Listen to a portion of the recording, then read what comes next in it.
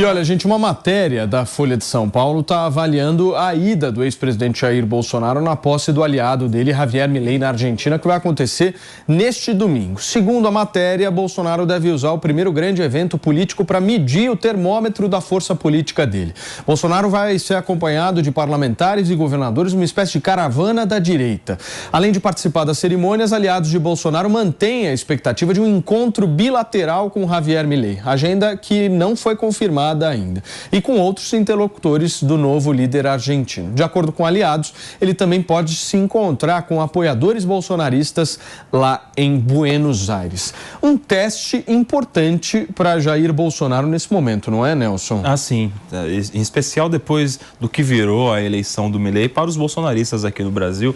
Eles ficaram muito felizes com a vitória do Milei, eles tiveram ali uma manifestação até nostálgica de vencer as eleições, como se o Milei fosse o novo Bolsonaro, só que agora na Argentina. Fizeram, claro, aquela movimentação de aproximação dos dois.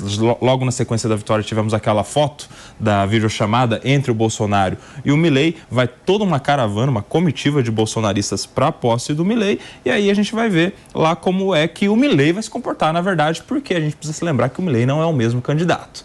Ele é o eleito. São duas personagens muito diferentes. A gente já está vendo isso nas decisões que ele está... Teve uma metamorfose, né? A metamorfose, exato. Muito bem. Wilson, a narrativa, o Bolsonaro está indo montar a narrativa para aquela bolha de bolsonaristas que existe. Porque fora da bolha, tanto faz o Bolsonaro ir ou não. Porque não vai trazer nenhum dividendo, não vai trazer relações econômicas novas, não vai trazer relação política nova. Zero. É midiático para redes sociais, para a bolha que acompanha ele, Por isso que ele está levando um número de deputados, que é o número de deputados bolsonaristas que foram eleitos com ele. Eu acho que eles estão tentando fazer meio que um foro de São Paulo da direita, não é isso, o PP? Paulinho, primeiro que é impressionante como o Bolsonaro, que tem tido derrotas atrás de derrotas, começando com as eleições e culminando no julgamento da inabilitação dele, né, está se pegando numa eleição do Milei, que é uma eleição, né, que todo mundo sabe que o futuro da Argentina é incerto e a tendência é dar errado, né? Ou seja, o Bolsonaro está se apegando ao Milei, né, porque é a única coisa que ele tem para se apegar, né, porque uma tal direita, que não é tão direita assim, é mais libertária do que direita, ganhou as eleições num país relevante na América Latina. Mas a gente sabe que a receita que o Milei está implementando no início do governo dele, tudo bem que ele vai tomar posse no dia 10, mas dá para a gente saber exatamente quais são as políticas dele, né? Vai dar errado, é uma receita liberal que vai dar errado como deu errado no mundo todo. Agora, o que você colocou aqui sobre o Foro de São Paulo, é impressionante como a direita se apega ao Foro de São Paulo como se fosse um modelo de sucesso da esquerda na América Latina como um todo. O Foro de São Paulo é um movimento completamente equivocado, que não funcionou nenhuma, funcionou só para encontros de líderes para tomar cerveja e jogar a conversa fora. Não é efetividade prática e real não tem nenhuma, mas a direita tem medo do Foro de São Paulo. Você quer ver a direita tem medo do Foro de São Paulo. O Foro de São Paulo não serviu para nada, apenas para deixar a esquerda de uma forma completamente atrasada no espectro político. Posso falar, Pepe? Você quer ver efetividade prática? É só ver essa posição do governo em relação à Venezuela que querer pegar a Guiana. Exatamente. Se não fosse o Foro de São Paulo e a União, São Paulo deu o Lula com o Maduro. E os companheiros Lula e Maduro, que já tem essa ligação do Foro de São Paulo. Errado. Se fosse totalmente independente a forma de governar do Brasil com as ideologias da Venezuela, o Brasil teria uma posição muito mais firme em relação à conduta. Porque a esquerda chilena é contra. A esquerda colombiana é contra, que está no governo. Ou seja, não tem nada a ver com o Foro de São Paulo. Tem a ver com o posicionamento. Foro de São Paulo é um foro tem nada a ver com o Foro de São Paulo. União ideológica dos países. Mas isso não tem efetividade prática alguma. O Foro de São Paulo, gente, é uma reunião de amigos para tomar cerveja e jogar a conversa fora. Não tem nada além disso. Não tem nada além disso. O fantasma do Foro de São Paulo é o mesmo fantasma do comunismo para a direita. Vocês têm medo disso. Cada vez que um governo passa pano para a ditadura da Venezuela, é a efetividade do Foro de São Paulo. Mas que governo? Que acontece. Mas a esquerda... O governo acabamos de ver duvidade de opinião. Acabamos de ver o governo do Brasil comparando a Guiana. Mas a esquerda da América Latina é contra. O que tem a ver o Foro de São Paulo? Então o Foro de São Paulo é contra. É contra o quê? Então o Foro de São Paulo é contra o posicionamento do Lula. Pepe, me mostra uma declaração. O presidente do Chile foi contra. O presidente da Colômbia foi contra. contra. Me mostra uma declaração. Ser contra é se expor e falar assim. Me mostra uma declaração do Foro de São Paulo. Me mostra uma declaração do Foro de São Paulo. Não tem. O Foro de São Paulo não tem importância nenhuma. O Foro de São Paulo é desimportante. Só tem importante para a direita, que vai se apegar ao Foro de São Paulo e ao comunismo.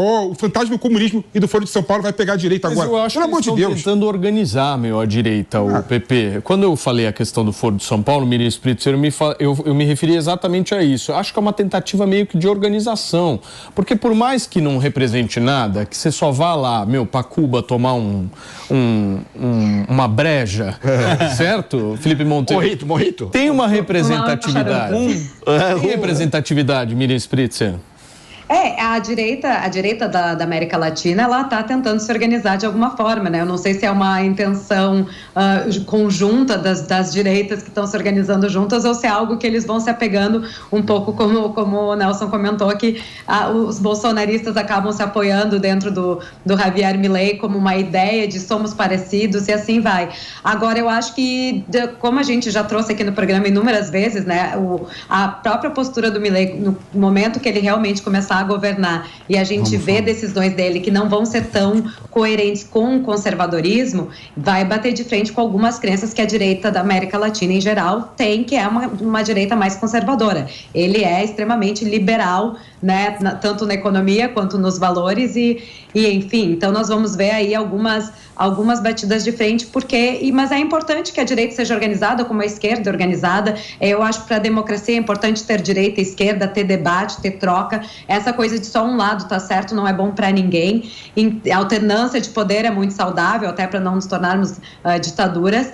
Então, vai ser interessante ver os primeiros meses aí do Milei no governo argentino e como isso vai impactar a direita também no Brasil. Lembrando que ele nem tomou posse ainda, hein? O PP já falou que vai ser um desastre. Mas nem tomou posse. A direita é uma organização sem estratégia, porque a direita está baseada em cima das redes sociais. A esquerda está baseada em cima dos movimentos sociais. Aqui você consegue se organizar, porque aqui você tem massa. Aqui é um mundo que vai e volta.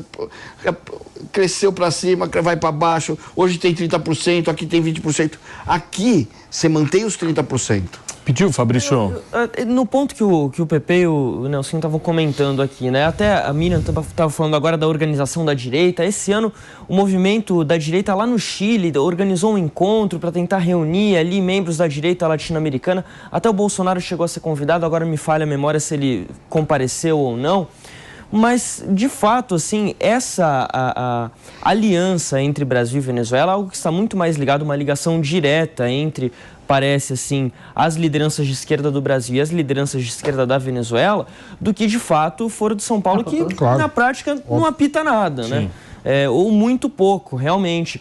Como, de fato, há uma ligação entre a esquerda brasileira, por exemplo, e o Pedro Sánchez, lá na Espanha, que é um primeiro-ministro de esquerda. Portugal também tem lideranças de esquerda e por aí vai. Mas acho que o Bolsonaro corre o risco de chegar lá na Argentina e tomar um susto com o Milei, porque ele vai descobrir que ele e o Milei têm pouco em comum, né? Tirando o fato de que os dois gostam muito do Trump e detestam a esquerda, o resto tem muita diferença. Não,